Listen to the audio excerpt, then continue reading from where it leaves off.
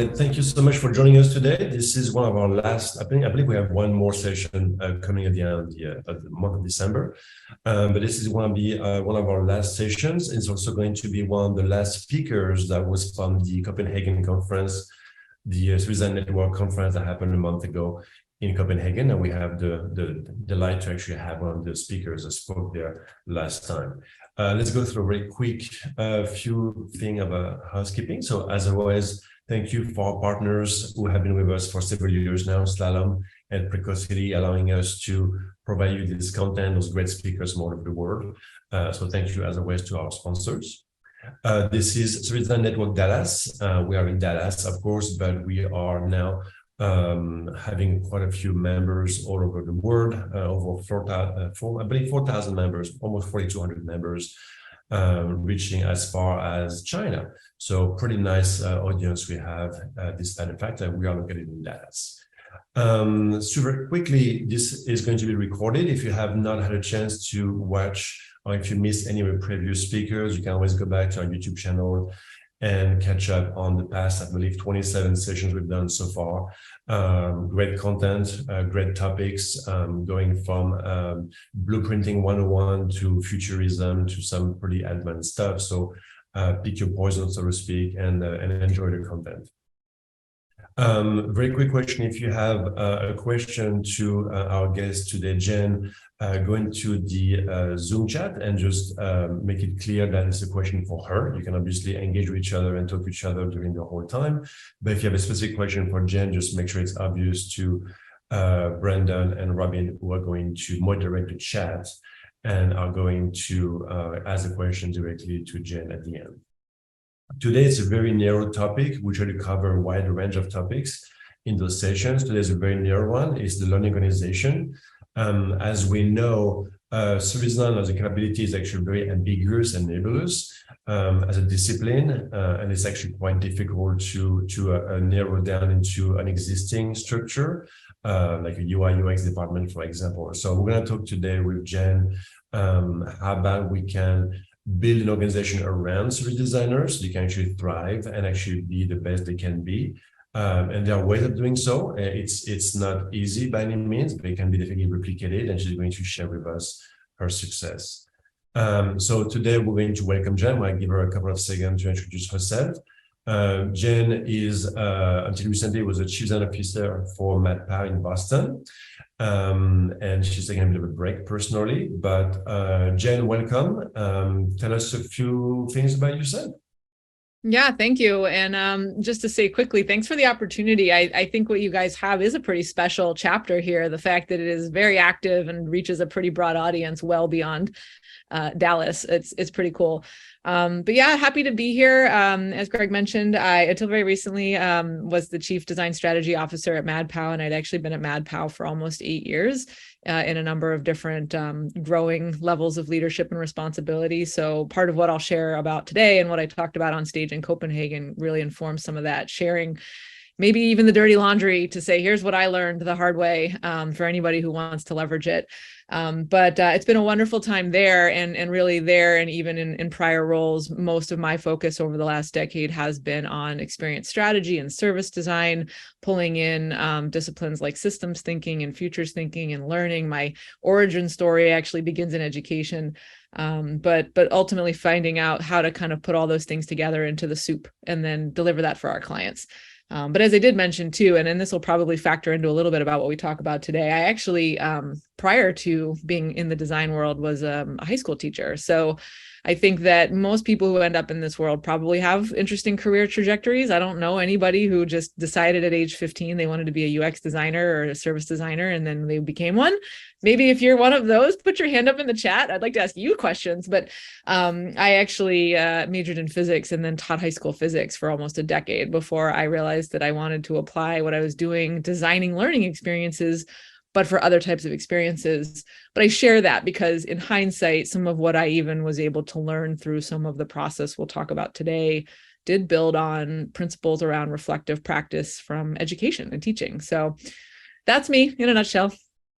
Very cool. So if you don't mind, let's just dive in. I know you have quite a few stuff to go over, and it's it's a very narrow topic about building an organization around service designers. So it's very, very specific, like people actually are working within that space. But you have a lot to share. So let's dive in. I'm going to ask you a few questions, and please expand as you want, okay? Sure. From your perspective and experience, how do we hold space for people to practice service design in the increasingly complex, ambiguous problem spaces we work in today? Yeah, I think that this, and for everyone listening, and I know Greg mentioned this earlier, but a lot of what we'll talk about today is a bit of a redux of the talk I gave at the SDN Global Conference in Copenhagen. But I don't want to just throw a bunch of slides at all of you guys. So this will be very, very casual, and I'll open up some slides just to breeze through. But the headline for this, and if you take out nothing else away from this chat, the answer to this question is that you have to build and maintain a learning organization. And the concept of a, quote, learning organization is not novel. It's certainly not mine. Lots of people have written about what it takes to build, maintain, scale, preserve, et cetera, and help people thrive within a learning organization. But there are so many books about it that do a lot of, painting of a beautiful picture. And this is what I remember sharing in Copenhagen to copious head nods. We've all read some of these books or seen resources or heard people talk about what it takes to create a learning organization where there's a culture of collaboration, openness, sharing, knowledge sharing, shared decision-making, distributed leadership. There are all these beautiful paintings of how this can work, but very few of the case studies in a lot of those books or those resources were ever really relevant to me as I read them. They often are talking about organizations that have figured out how to become a place where people can thrive in ambiguity and everyone feels empowered and safe to fail. They're all either companies that started from scratch, building that culture up from a blank slate, which would be great, but not all of us have that luxury. Or they were companies where they were working in different domains or verticals or styles from what at MadPow as a professional services agency, we were trying to accomplish.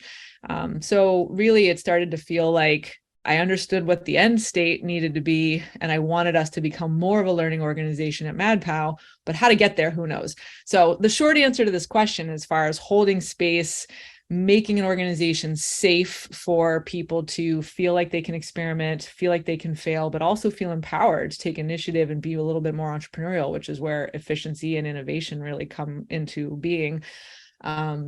It's hard. There's not a to-do list or a how-to for how to do that.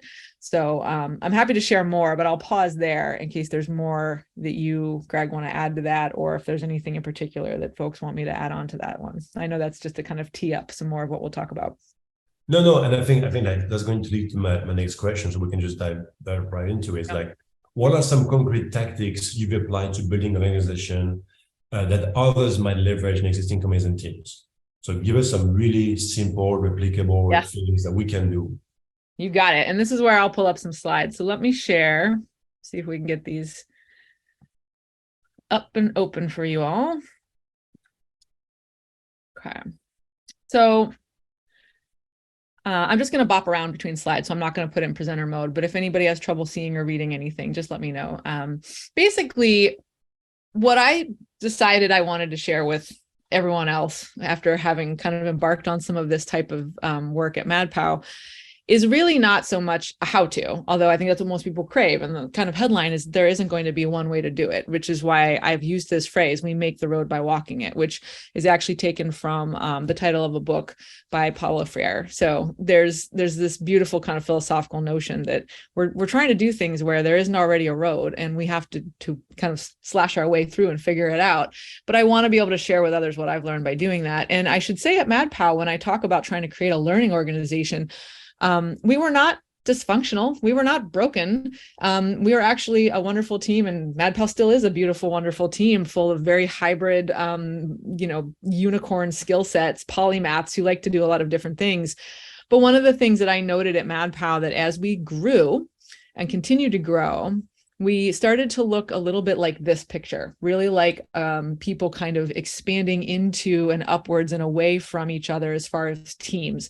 So we may have a research team, we might have a UX design team, we might have a service design team, all of whom very much want to collaborate with each other, want to be very open, but by virtue of normal organizational structures and business practices, when things grow, when they just are kind of added to over time, they do expand upwards, outwards, and away from each other. And what we really started to think about as a group was, how can we make it feel more like this, so that we still have distinct forms of expertise? We're not going to water down the rigor that each individual form of practice brings to the work, but we wanted to make sure that there was a thoughtfulness to how we work together and how different people from different communities of practice can actually engage with each other.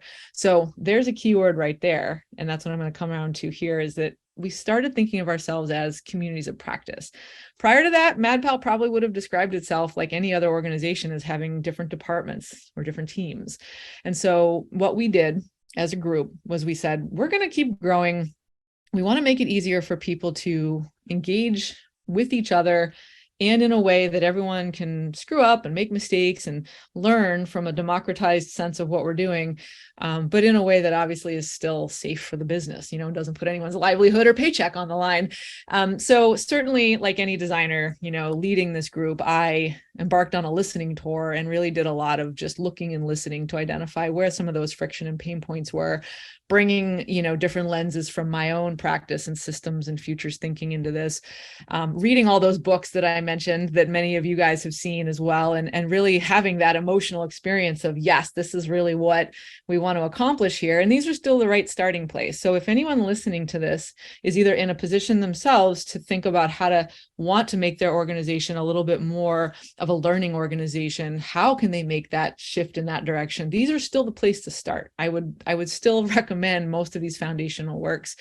But I really started to feel like, when I would see something like this beautiful summary of one of these articles that has me going like, yes, yes, yes, from profit to purpose and hierarchies to networks, the real emphasis for me was, there's so much packed into how to become that without any kind of instruction, that I had to kind of make it myself. And it sort of felt like most people were saying, it's simple. Go from hierarchies to networks, see, from A to B, that's all it takes. And yet we're really not acknowledging that we're not working with a blank slate. We're working in a world and an organization with history, with legacy, with human dynamics. So basically, we tried a couple things at MadPal, and these are the very kind of tactical things that I think could be useful to other teams.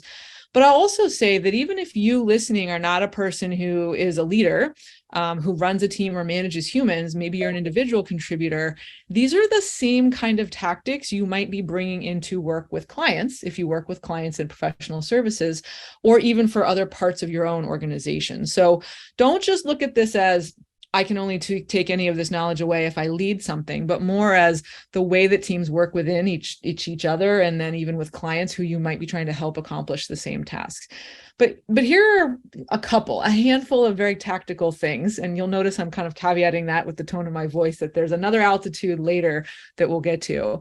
But one, and I already alluded to this, we changed the way we talk about ourselves. So we really subtle shift. We didn't want to go through disruptive org chart changes, but just started thinking about ourselves as communities of practice instead of siloed departments and teams. And as you can imagine, that has some downstream impact, for example, on the way people think about membership on said team, now thinking about it more in terms of participation in that community. And so having boundaries or criteria are a little bit more looser, and the boundaries themselves are more porous between different communities of practice.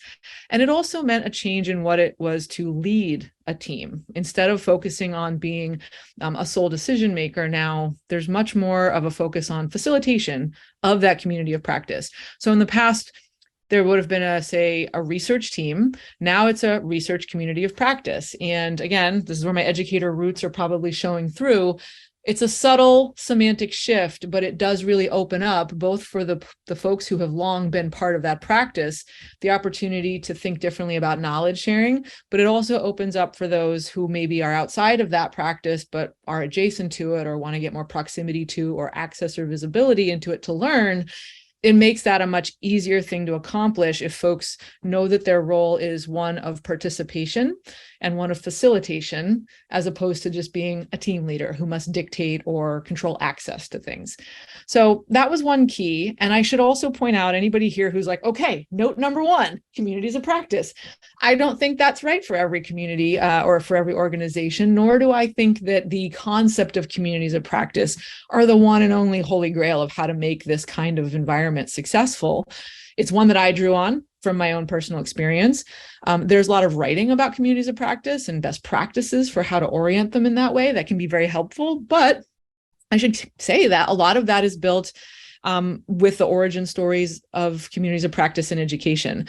So there are aspects of that that don't make sense in business. There are aspects that an individual company like at MadPow, we made some changes to what we think of communities of practice as being. So don't take it whole hog as that's step one, but just making subtle shifts in terms of how you identify teams and expertise and opportunities to participate in rather than be a full-fledged member of a team.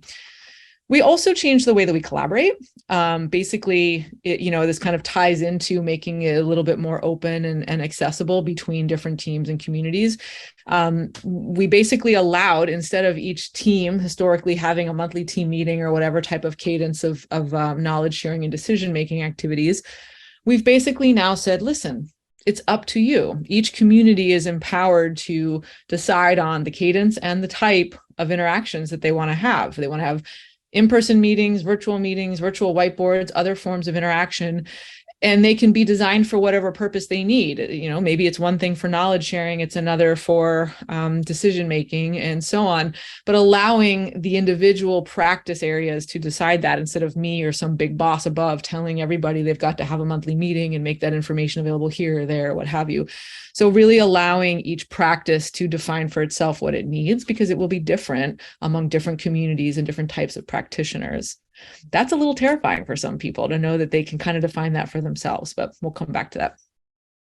The next thing we did was we also, as you imagine, had to think a little differently about how we manage people, because as part of this process and wanting to uphold a more open and collaborative sort of space for people to do their work, meant that we had to allow people to cross some of those boundaries between teams and expertise in a way that was novel for some of our managers. And as we continued to grow, it meant that more managers who in the past at MadPow would have historically only managed people with their skill set. So research manager managed all the researchers years ago. Now MadPow, like many organizations, is a little bit more matrixed, but as opposed to a large product or tech company that's got a matrix orientation, being part of a small agency with a matrix orientation is a little bit unique of a challenge. And, you can think about it as far as like the team of teams model or other types of thinking. But what it came down to was some managers love this because they naturally see themselves as more of a facilitator, a mentor, a coach who connects their individual reports to the things they need and the people they need access to. But for managers who've grown up in a tradition of, it's my job to upskill and grow this individual, and I'm responsible for all of that, that's really kind of uneasy for them to realize I might not have the exact same skill set as the person I manage. Because for example, we might have now a person who primarily does research managing someone who primarily does service design. And these things, none of them are that far from each other. We're all talking about human-centered design and design thinking generally, but within the actual expertise of the craft, there can still feel like there's a bit of a gap. So to solve that, we convened another community of practice around people management, which, as we all know, especially those of you who management is a skill unto itself, nowhere near as acknowledged and understood, I think, as well as it should be. But having a community of practice operate in the same way that the others do, where the managers themselves convene, figure out what they need, help each other, sharing guided best practices, et cetera, and identifying things that they need that they don't have that MadPow leadership can and would provide further for them. So it meant creating a new set of guiding principles, frankly, to operate in a world where we want to give people a little bit more freedom and flexibility to explore different practices and to fail, but to do it in a way that's safe and doesn't affect our client work. And this is all work in progress. It's going well, but it's hard work.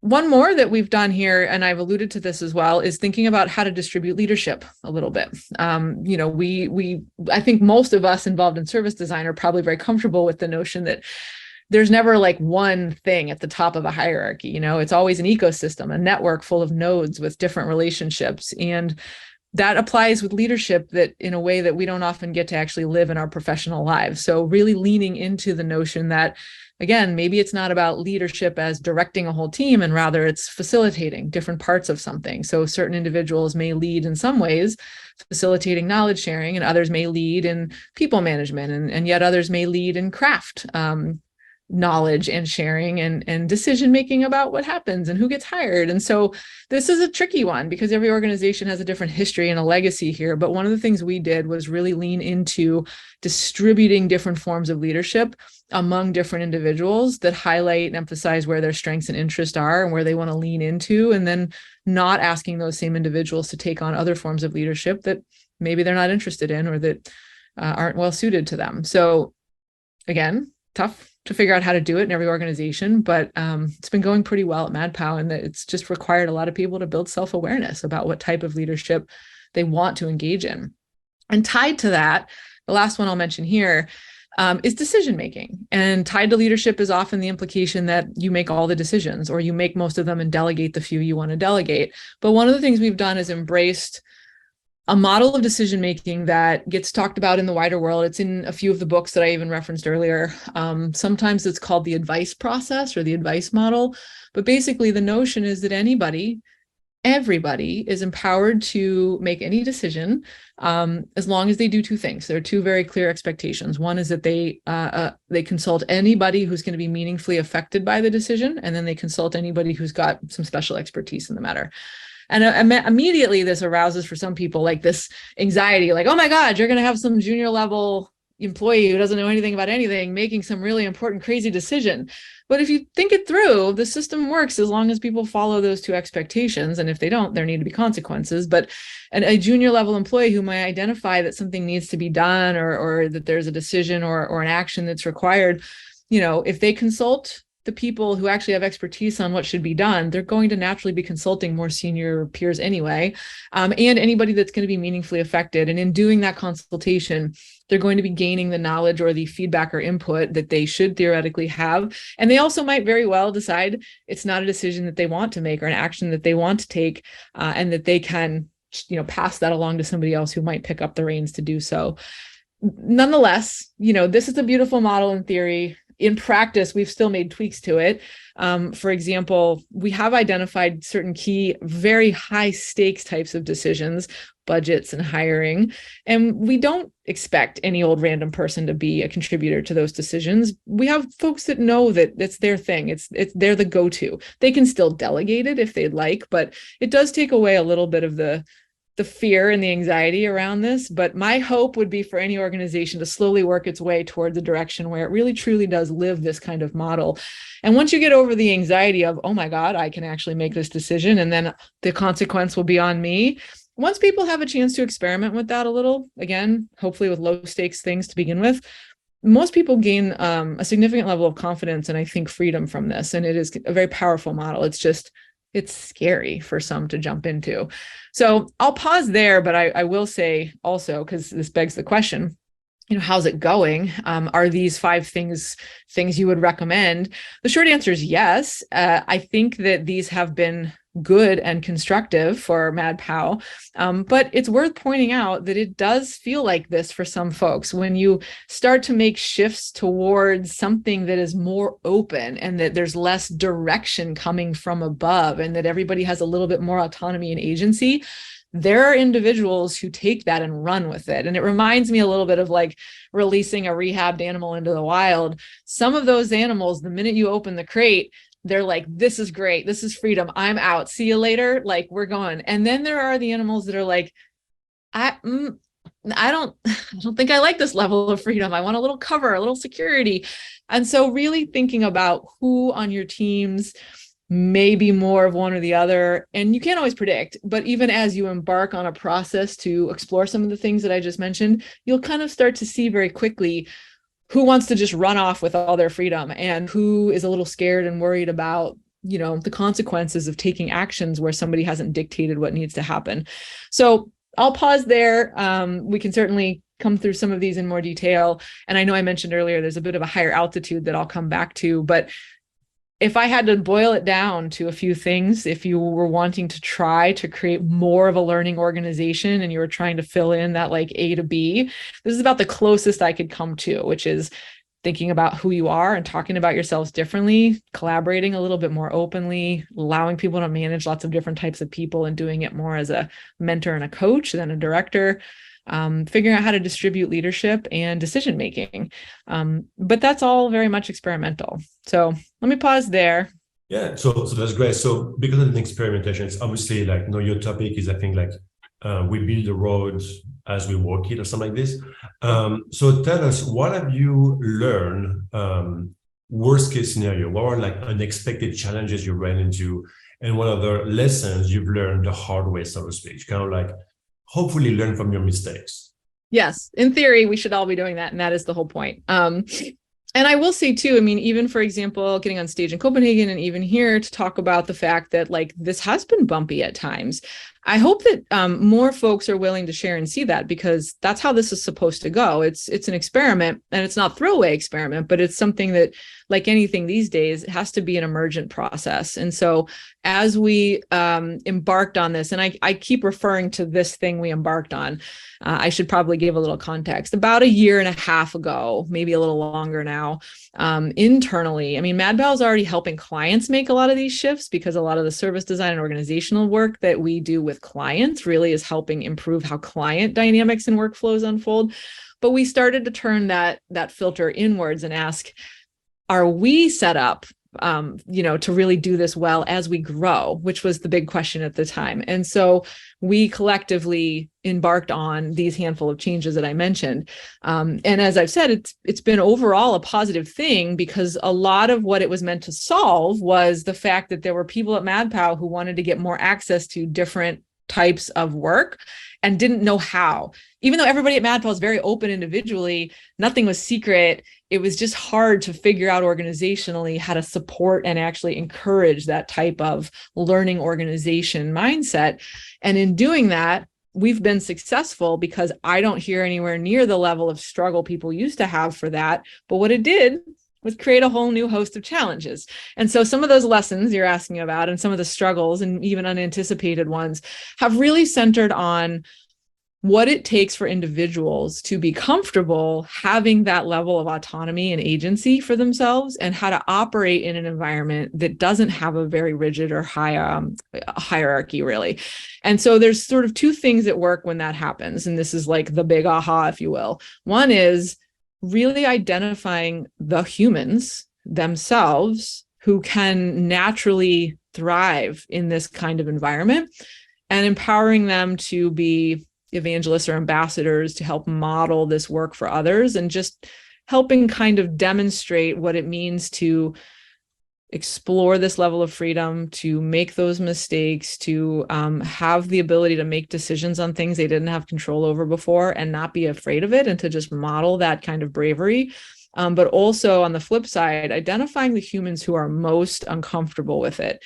And as much as I hate to say it, there are some people who won't thrive at all and won't want to be part of this kind of an environment. And they may eventually see themselves out. And that's a really important thing for leaders to think about. How much are you willing to sacrifice to create an organization that isn't a learning organization, which ultimately is going to set a business up for success in a very ambiguous world, but is also going to maybe mean that everybody who's at your organization today may not want to stay. Because there are definitely people who will say, I would prefer a nice, clean hierarchy. I have a boss, they have a boss. I know who the reporting chain is. I don't want to have to think too much for myself. I want to just be told what to do and do it. And I know that most people here are like, nobody wants that. But especially in what's happening in the world today, gestures vaguely at everything, people's resilience levels are low right now, even normally very resilient humans. And so understanding that there will be people who are going to say, I don't really care how much freedom this gives me and how innovation is supported like this. I don't like having this much decision-making and judgment as part of my day-to-day. And that's a very, very important part of this process. So whether I would call it like a challenge or really just a reality that one must consider and kind of weigh how much you're willing to move in a direction that might mean some folks choose to leave. The other piece is that, as I mentioned, this requires moving away from a lot of that type of direction, top-down policy, and really embracing principles over policy, so to speak. So you still need clarity, even in an organization that is very low on hierarchy and relatively flat and very open. Being a learning organization that is open and empowers people with distributed leadership and distributed decision-making still needs clarity. You still need a shared understanding and an alignment on what you're trying to achieve and how you work. And so that's where things like principles or values become very important. And as I mentioned, for the manager group at MadPow, we did have to sit down and actually say, what does it mean to be a manager in an organization like this? Because it's different than it used to be. And that was really tough. And so I didn't anticipate, as far as problems and challenges go, I did not anticipate how much time and energy we would really need to put into that. And we did. I mean, we saw it happening. And I said, I think we need to convene a community of practice around management and really build guiding principles like from scratch. And it may sound silly, but to service designers, I don't think it would. We spent a lot of time in a shared mural or Miro board talking about everything that goes into people management. This feels like it's so tangential to becoming a learning organization, and yet it's so key, it's so critical. And so going through the process of working with everyone who has a management responsibility to understand what is hard for them managing humans in a learning organization where there is expectation for sharing, democratizing knowledge, access, and open participation. And it uncovered some interesting things, anxieties where people had never managed in cross-disciplinary teams before, misunderstandings about the definitions of mentorship versus coaching versus facilitating. So really creating clear definitions of those that I wouldn't call them universal, but they're the definitions that the MadPow crew agreed on. And that was very helpful. So you're going to uncover certainly some kind of challenge that is unanticipated, that is likely to be a function of the humans in your organization and where their collective strengths and experience are and are not. And as that emerges, success really hinges on your ability to say, I'm observing this thing emerge. Let's talk about it. Let's see where the signal is, separate from the noise, and what can we respond to? And that's tough. That takes a lot of facilitation. So if you are listening to this and find yourself in a role where you might sort of want to nudge things in this direction, it's all about facilitation. It's not about dictating, because that's the whole point. And if you're doing this for a client, for example, it's the same situation. You can't dictate, but what you can do is facilitate the emergence of those principles that people can actually act on. So I'll leave it there for now. No, that's it. So you mentioned a few times, like, structure, organization, are there any, in your experience, are there any prerequisites or criteria to actually build this? Like, for example, Robin works one of the biggest banks in the US, right? So obviously, service design is actually a small subset department of UX department, right? You and I work for consultancies who are much smaller in size. Are there limitations to how you can actually just deploy that kind of thinking? Yeah, and I have a few slides I'll pull up, I think, that will answer this as well. But I'll say kind of as a headline, I don't believe every organization in its current existing form can easily really lean into or become truly a learning organization in the way that we think about it. And it's not even really an indictment of the organization. It's really just a function of, again, the legacy, the culture, the values. Those things can be shifted, but sometimes, it's like turning a giant ship, and maybe or maybe not, it's worth the investment and the time it would take to be there in that form. I also think, one of the things I won't get into today, but I do often talk about, is the power of metaphors and helping people understand some of this culturally, values-wise. And one of the metaphors I like a lot is comparing stoplights versus roundabouts. So if you're driving and you encounter a stoplight, you know what to do. You don't have to think. There's no judgment involved. Red, you stop. Green, you go. As opposed to a roundabout, when you arrive at a roundabout or a rotary, hopefully you guys all know what those are, depending on where you live, you do have to make a judgment. You've got to be aware and attentive and kind of invested in what's happening in front of you. And you have to make a decision about when to go, when to wait, how fast is that other car going. And even two individuals who encounter the exact same traffic conditions in a roundabout might actually still make very different decisions from each other, when to go, when to wait. Of course, they'll still both make their way through the roundabout. And those two scenarios are very intriguing to me from an organizational setting, because some organizations are set up with traffic lights and some are set up really letting people, trusting people to go through roundabouts safely. Think about which organizations you're part of or that you work with, and the capability to shift from a traffic light metaphor model to a roundabout model, because there are benefits to traffic lights. Everyone knows when to go and when to stop, but it also means that the people driving are less engaged. There are a lot of studies that interestingly show towns that don't have stoplights, that rely more on things like roundabouts, are actually safer. There are fewer accidents. And it's because when people have, driving through roundabouts, they are more engaged, they are more attentive, they can't check out the same way that you can check out when it's just red, green, or whatever. So which of those scenarios does your organization need? Do you need everybody following the red light, green light system? Or is it better if your individuals are aware and attentive in moving through roundabouts, even if there's going to be more flexibility and variability in how they navigate different scenarios? So all that is to say, it really is different from organization to organization. But I will share, because as I reflected on some of what we learned over the year and a half that we sort of, like I say, facilitated this cultural shift at MadPow, which is still in progress, by the way, and I would argue will be forever. I did identify a few things that I think are more like prerequisites. Here, I can't help but pull up this fun context, so I make the point when I share more detail on this in broader context, that we are talking about, making a road by walking it. There's no to do. None of those books about learning organizations have nice checklists. Even the 5 things I just listed for you are really not a checklist that every organization should follow, but just some examples. But if you kind of agree and understand that we are going to have to embark on this thing without a road before us and figure it out as we go, okay, we don't need roads. Fine. What do we need? I think there are 5 really crucial prerequisites that an organization needs in place to be able to embrace this kind of thing. The first is good communication skills, strong, open communication skills.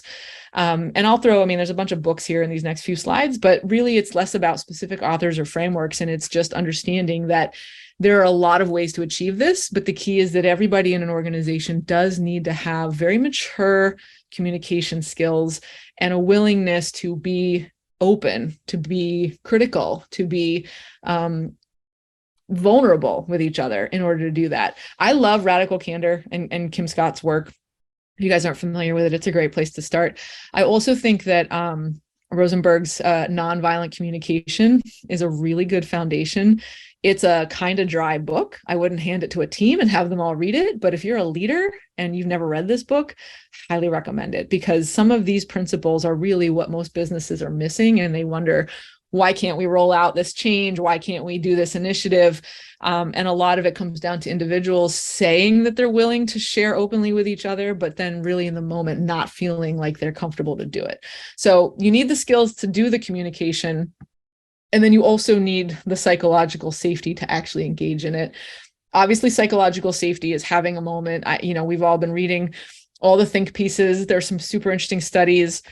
I think at this point, hopefully this is not a novel concept to anybody, but building psychological safety, modeling for others, if you are a leader or in a position to model what it means to be a little vulnerable, to hold space for people to bring their full selves to work, and to really move beyond some of those platitudes into actually doing it, right? So we're not going to just have meetings where everybody shares like, what did you do this weekend? And how are you feeling emotionally? But in the moments where it really matters, where something is going wrong, something is not going as planned, someone is struggling with something, whether it's work or non-work related, and being able to actually hold space for that person to engage in the work collaboration that you are engaged in while still being a human with all of the thoughts, feelings, emotions, and challenges, and not expecting someone to kind of keep the rest of it over there at arm's length while they are working in your organization. So if you're not sure where to start with this, if psychological safety is a new concept to you, and as a manager, you're not sure how to build and how to maintain and support an org with psychological safety, I do like a lot of Brene Brown's work. I know that she also comes up against criticism for a lot of different reasons. But if you're new to all of this, I think she does a nice job, especially talking about the importance of vulnerability in leadership, because it does start with modeling in my mind.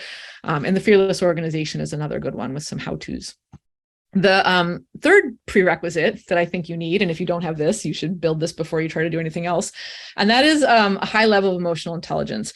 This is an interesting one because I think I said this at the conference too, the Google Ngram viewer for emotional intelligence has to be like this, because I feel like every month or a couple months, there's like, emotional intelligence is the most important thing that anybody could ever have ever in the history of the world. And then it's all bunk.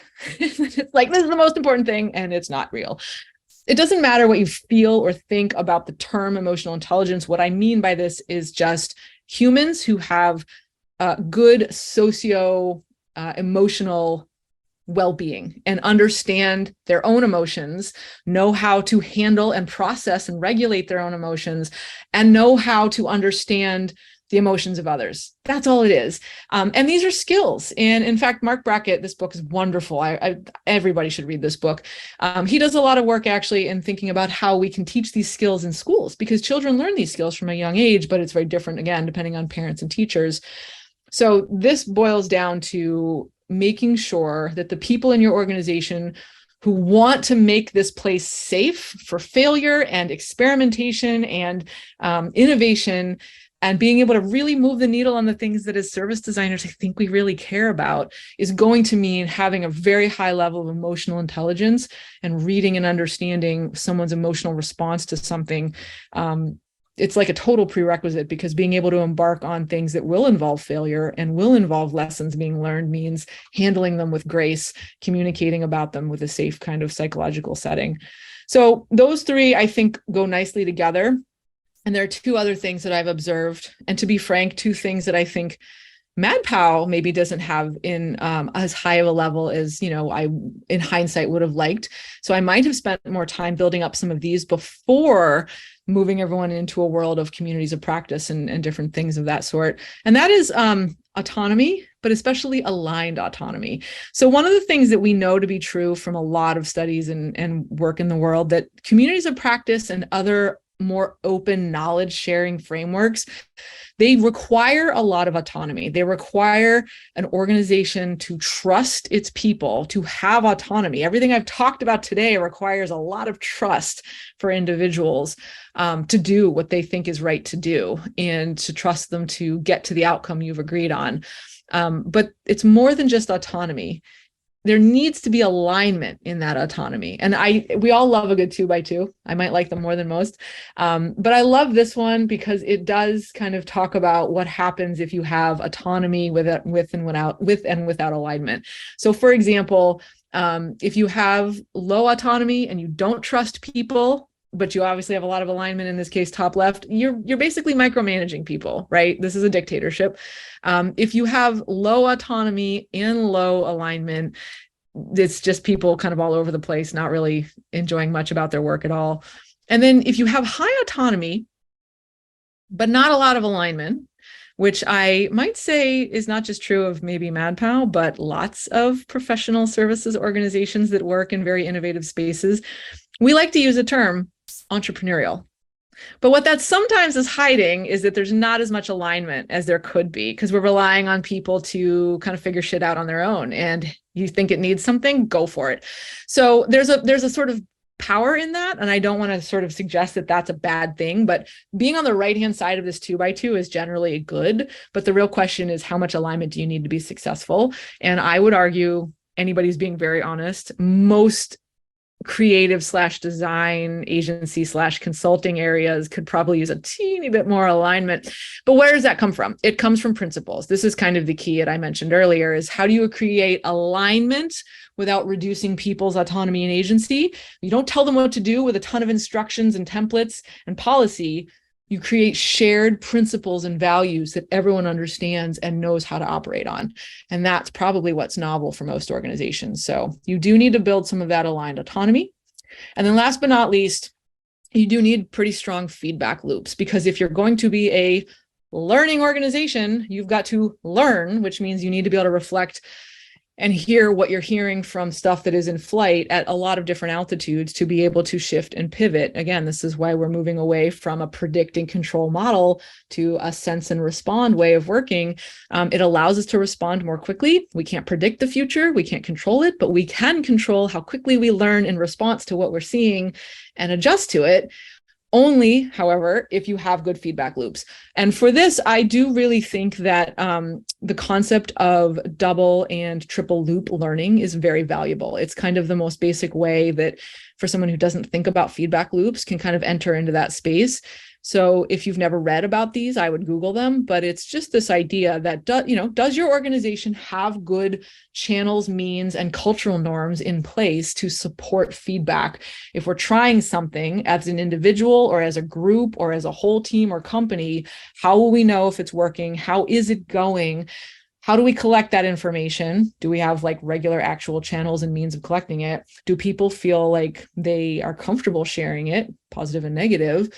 And then are we going to hear it? Are we receptive to actually taking in that feedback wherever we're getting that data and actually acting on it? And if we learn from what we're hearing, we can change not only the actions we're taking, we can actually readjust our assumptions because we might be finding those were wrong. And then last but not least, we can actually say, well, maybe the thing we're even trying to embark on isn't the right thing, right? That's where those loops are kind of coming from.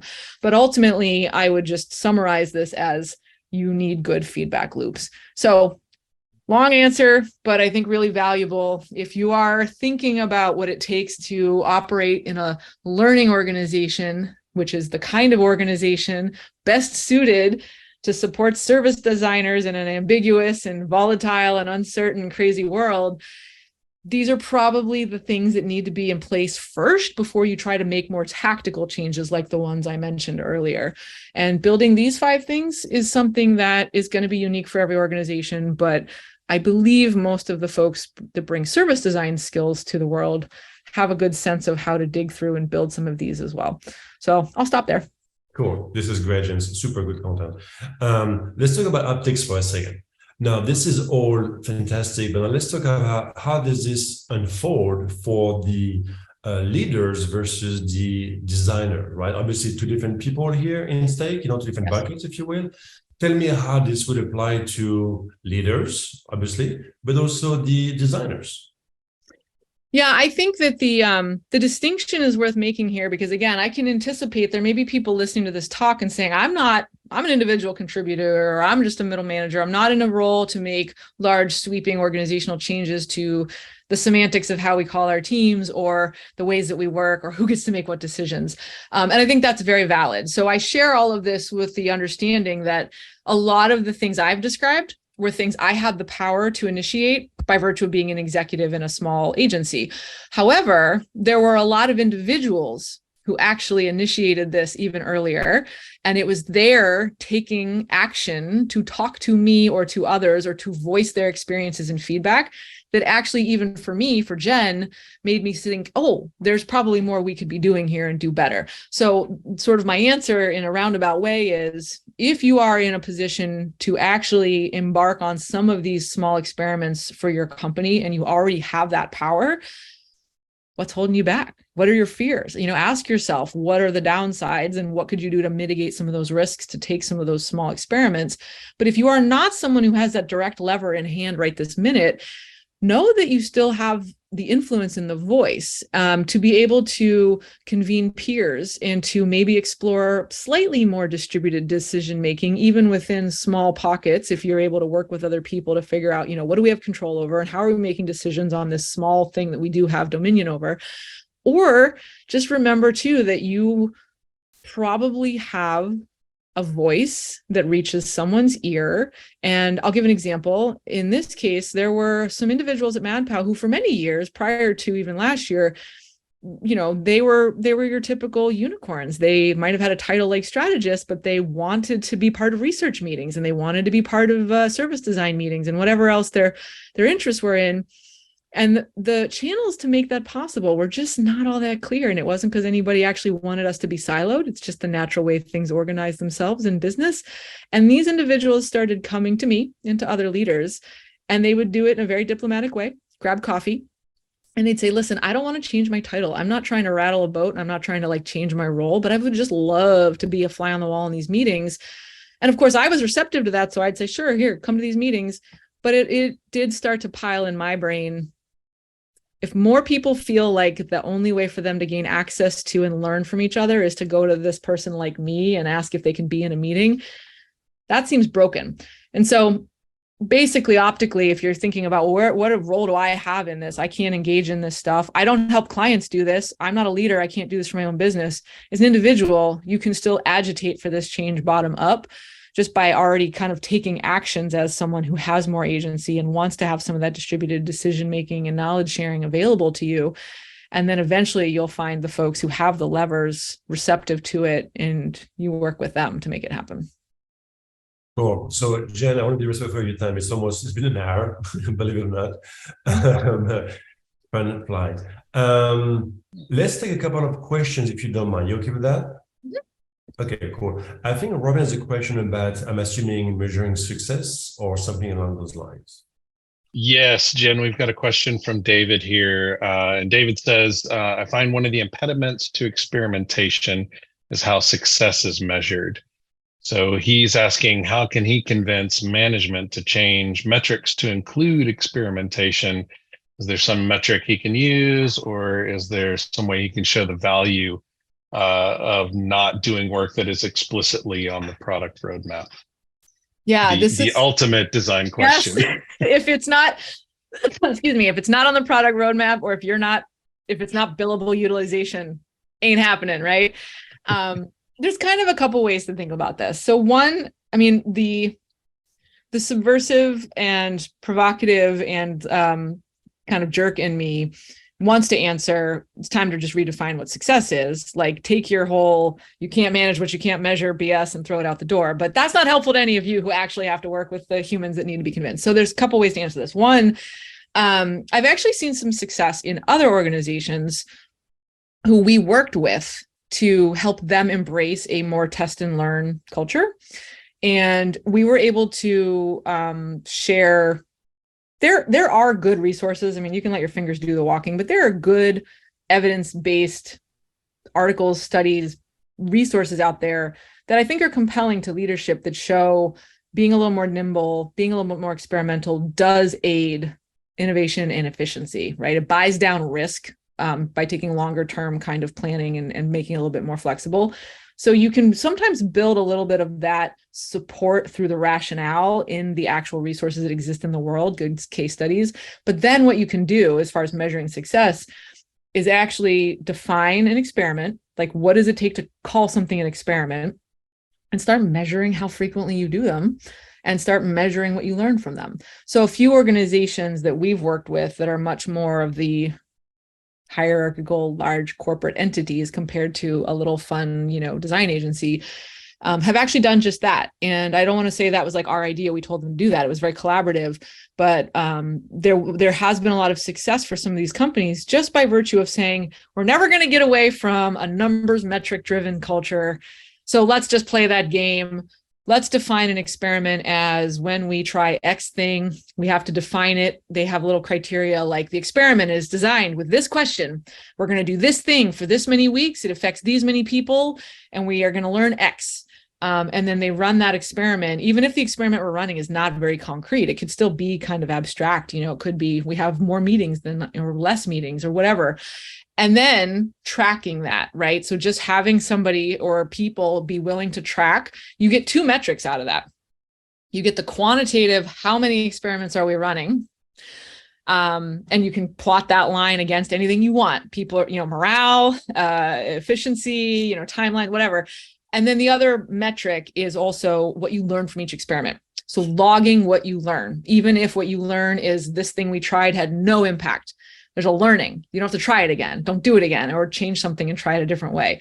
So that is one way to do it. It is literally creating a metric out of the act of experimentation, and doing that in a way that time boxes or puts constraints on. What most leaders might be afraid of is that we're going to bleed a bunch of hours into this and it's off on a tangent or whatever. No, put a time box or other constraints on it and say, we'll spend these many hours, or again, whatever the constraints need to be depending on your culture. The other side of this, I will say, as far as measuring success, is part of setting up those feedback loops and soliciting that directly from the individuals affected. Because one of the things that I find if I talk about this, I say things like, it's going well. People are feeling a little bit more open. If you were to poll everybody at MadPow, they would still rattle off all the ways that they find this difficult and frustrating. But what they won't say anymore is, if I want to be involved in research meetings, I don't know where to look, or how do I get more involved in X? Those questions are gone now. So it's almost a little bit like identifying what are the actual driving questions or challenges that you would hope some of these experiments would solve, and track, do those questions still emerge? Are people still struggling to do those things? Are leaders still fielding, or are managers still fielding those kinds of needs? And at MadPow, I can say, no, there are a whole bunch of things that people no longer struggle with or need. This system has solved. This system has, of course, then we've leveled up and unlocked the next level of things to solve. But that's the other way we've measured success. I hope that makes sense. I think so, for sure. Sorry, Robin. Have you been able to measure performance like in a more like tactical way, less subjective, like people production has been increasing, decreasing, more turnaround, more employee retention, whatever? I think in a larger organization that collects more of that data, yes, I would be, if I was in a larger organization that could collect more of that data, I would be very curious. So it'd be a hypothesis for me. MadPow historically has not been very data-driven. Well, insight-driven, yes. Data-driven, no, because we're small. So we've operated with a small group of folks. So, MadPow's historically always had very low turnover, very long tenure for its people. So seeing any kind of material change there for us was not all that relevant. But for others, and for some of the clients that we've actually done some of this work with as well, that's an area that they've definitely wanted to explore. It's just been very short term so far, so they don't have a lot of that data yet. But even just, again, morale, temperature checks, if an organization is already in the practice of doing regular temperature checks or surveys or polls, or even like text analysis and Slack channels, just to kind of get the feel of how people are doing, those areas can suddenly be tied to or graphed against some of the types of experiments you might run for exactly that reason. So 100%, yeah. Robin. I was just going to comment, in addition to your experimentation metrics and measuring the difference in that, it seems that it also aligns really well to your comment about alignment and alignment of values, or alignment to what's important to management. So I was going to add to David's question there too. I found sometimes I have to change the way I talk about that experimentation that I want to do. I want to uncover insights. I don't know the answer. I want to go find the answer, but I may not present it that way to leadership. I might want to say, this is an optimization thing because this is aligned to the goals that we have to ship high quality or do that kind of thing. So sometimes you have to change your language. As icky as I find it at times, the word really here is optimization. And efficiency. Even though it's a few steps removed, it's a downstream impact when you empower, again, more humans with more autonomy, more trust, and more access across what would be silos or boundaries between things. Again, that can be really scary to people, even people who otherwise are all philosophically aligned with this, but just suddenly having that kind of freedom and access and power is scary. But what happens almost always, if it's done collaboratively, is that you will have way more efficiency and you are optimizing the team. I'll give a very practical example. Again, not relevant for everyone, but at MadPow, one of the ways this manifested was with resourcing and the ways in which we assign people to projects. We have a sort of standardized central clearinghouse for that. And there are individuals who know and understand everyone's strengths. But by virtue of no longer, what we basically did was we decoupled someone's personal craft or focus from who managed them. So that it used to be that if they reported to the research person, they only worked on research and such. And by opening up these communities of practice in a little bit more open way, it made it so that now, if there's a project that needs a researcher, but also it'd be great if that person kind of had some proximity or visibility into UX, then let's get them on. This opens that up as well. So hard to explain here, but visually easy to describe that even something as simple as making the resourcing process more efficient saves us hours, saves us utilization time. So those that language is available. It's just going to be unique to each company and whatever the audience is you're trying to convince. Jen, do you have time for 2 more questions? Sure. Cool. Brendan, do you want to shoot one? Absolutely. So Aaron asks, how did you make sure that members of other departments, which were part of community of practice, didn't get overwhelmed with regular department tasks or stuck in the weeds, versus being freed up to dedicate mental time and work time to devote towards important design and research tasks, including analysis and synthesis? It's really, really big. But did managers have to clear the way, or were the individual contributors responsible for fending off too much, being dumped on them? How do you split? It's related to David's question, right? Like, how did I forget that? Both. This is one of the ones that probably goes in the bucket of, I don't think we got it right at first, although I don't know if you could. Like, I think you just start. It's like firing like a bow and arrow that's kind of off. You just have to fire it once and see where it goes. Then you learn if you need to go left or right or up or down. I need a better metaphor for that isn't based on a weapon. But it's kind of the same thing. It was like we just had to shoot our shot and see how it went. And then we knew we would triangulate and pivot from there. But to that end, for us, and again, this is where I try to really say this is going to be unique everywhere that people are exploring it. But I will always, based on my experience and observations, lean towards giving the individuals more of that power, because that is part of living into, leaning into what this is meant to be all about, which then also means more of the responsibility kind of falls on the individual to protect that space for themselves, or to prioritize for themselves where and how that energy is getting spent. However, also acknowledging that's not fair, because some of that is not up to them, and some of that is dictated by their roles, their responsibilities, projects they're allocated on, whatever it might be.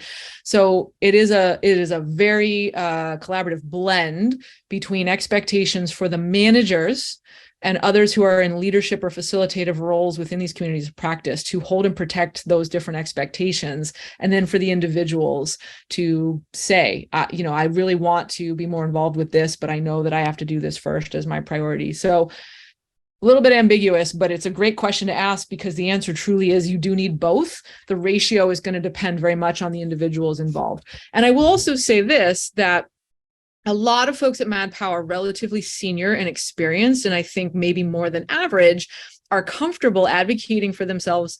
And when they're not sure where they should prioritize their time, taking the initiative to find out, either asking their manager or making that assessment for themselves. But knowing that is not the case for everybody. And we do have some more junior people at MadPow. We did explicitly think through, and as the managers community of practice, ask, how do we do that? How do we make sure that people are still being able to engage with other practices and not have it feel like it's off the side of their desk or it's only on extra time, but that it doesn't at the same time jeopardize what they bring to their core community? That is basically the part of this that is least defined. And I think you can't define it till you're in it and you're sort of figuring out what's working and what isn't, and being willing to know that it's going to work like that. It's going to be weird at first, and then it'll get better as you swim through it.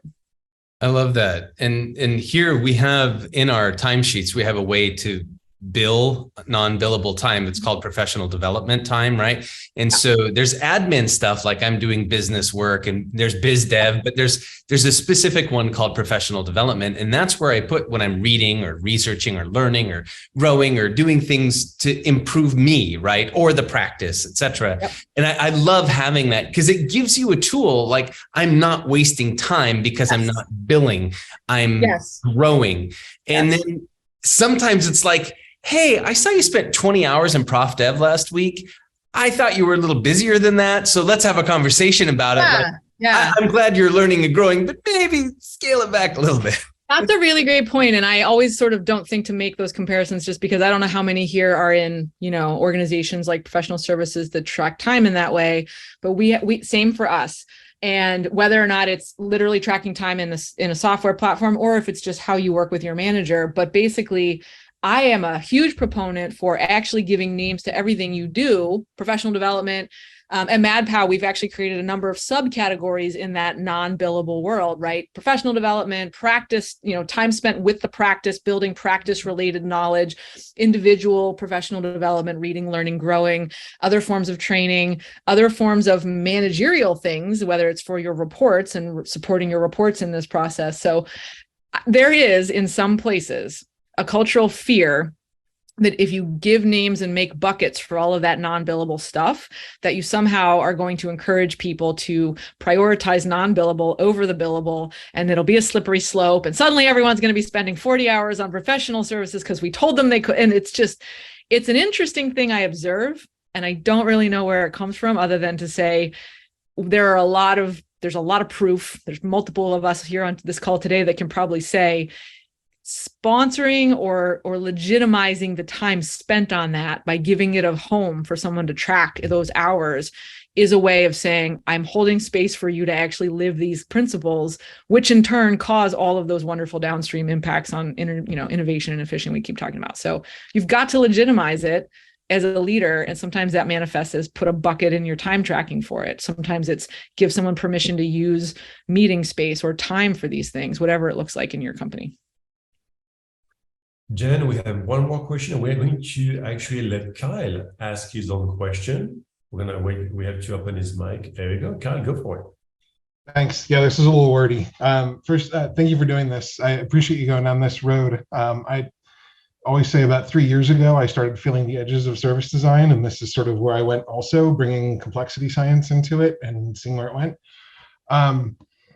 So my question is around, I find that one of those edges was we're not necessarily just dealing with the collaboration within systems, we're dealing with the intersectionality and the multiple truths that coexist within systems. And so when I think about that and I tried attaching things like emotional intelligence and cultural norms and alignment and those sort of things, it went back to diminishing that, and we're back to the our old single framing and bell curves that were marginalizing our systems. And so I dropped those altogether and moved into a distributed ethnography model. But I'm wondering if you've had success maintaining equity by implementing those things. Yes and no, and thank you so much for making that point. It's one of the things I've alluded to it and hand waved to it, because most of the times that I've been sharing stuff about this, there's not as been, I don't know if there's been less necessarily the interest or the time. This could be like its own hour-and-a-half conversation, right?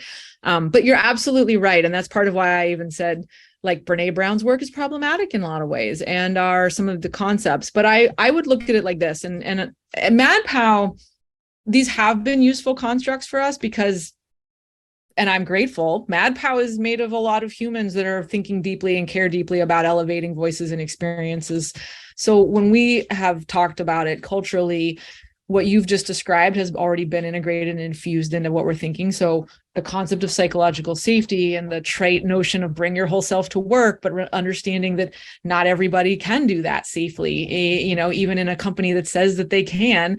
So we've got, maybe I should say, we started with like a head start in that culturally we already operate from some of that. And maybe that's an important thing for an organization to assess as well. Maybe that should be like the sixth, maybe the first criteria, which is get your house in order there first to understand whether this place can actually support folks for whom these criteria are extra fraught or have extra layers. But I will say that I do think even what the point you're making is really, really key. And to me, they've been integrated into those other five, but for organizations where it needs to be called out. When we talk about, access, and we talk about shared decision-making, communication skills, sort of tied to this is this notion that if you don't have these things, hold on, my dog is going a little crazy over here. Hang on. Sorry about that.